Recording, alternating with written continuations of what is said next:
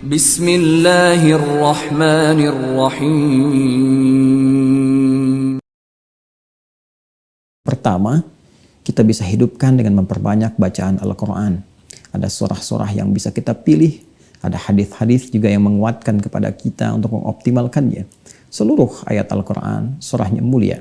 Tapi ada beberapa surah yang kiranya bisa dioptimalkan dengan hikmah tertentu, khusus di hari Jumat, siang atau malamnya. Ada surah Al-Kahf, surah ke-18. Ada surah Yasin, pun demikian dengan surah As-Saffat. Bisa kita bacakan dan tidak lupa memohon kepada Allah, memperbanyak doa setelah tuntas membacakannya. Yang kedua, ada juga anjuran untuk memperbanyak sholawat kepada Rasulullah SAW. Diharapkan dengan sholawat itu tidak hanya menambahkan 10 kemuliaan bagi kita, tapi mendekatkan diri kita dengan Allah Subhanahu wa Ta'ala, mendekatkan diri kita dengan Rasulullah SAW. Kedekatan kepada Allah dan Rasulnya ini yang akan memberikan jaminan kebahagiaan abadi baik dunia ataupun di akhirat. Di hari Jumat pula ada tuntunan kepada kita untuk mempersiapkan secara sempurna penunaian sholat Jumat. Bahkan spesifik, Nabi membimbing kita agar sebelum berangkat bersuci terlebih dahulu, mandi, kenakan wewangian, melangkah yang baik, masuk ke masjid dengan sopan, jangan pisahkan tempat duduk orang, tunaikan sholat dengan tenang, dengarkan khutbah dengan fokus. Maka siapa yang bisa menunaikannya, Nabi tegaskan, dia berpotensi terampuni dosa-dosa yang pernah dia kerjakan di antara 2 Jumat.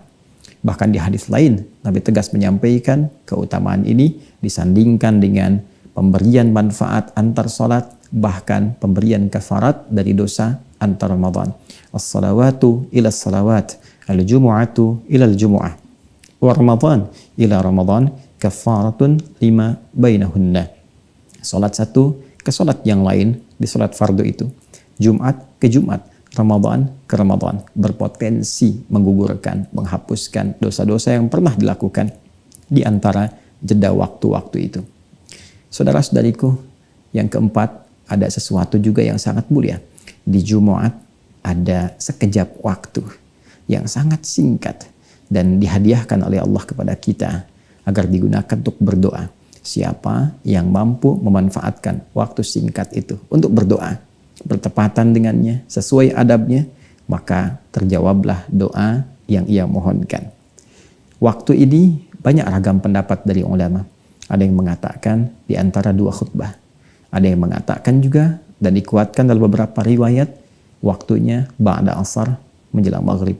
Maka biasakan berdoa, manfaatkan malamnya, subuhnya, siangnya, sorenya, menjelang ke maghribnya.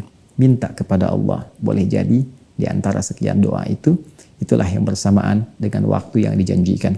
Allahumma kfina bihalalika an haramik, wa aghnina bi ta'atika an ma'siyatik, wa bi fadlika amman siwak. Di antara doa yang diajarkan, mohon, ya Allah, cukupkan kepada kami segala yang halal darimu, jauhkan dari yang haram.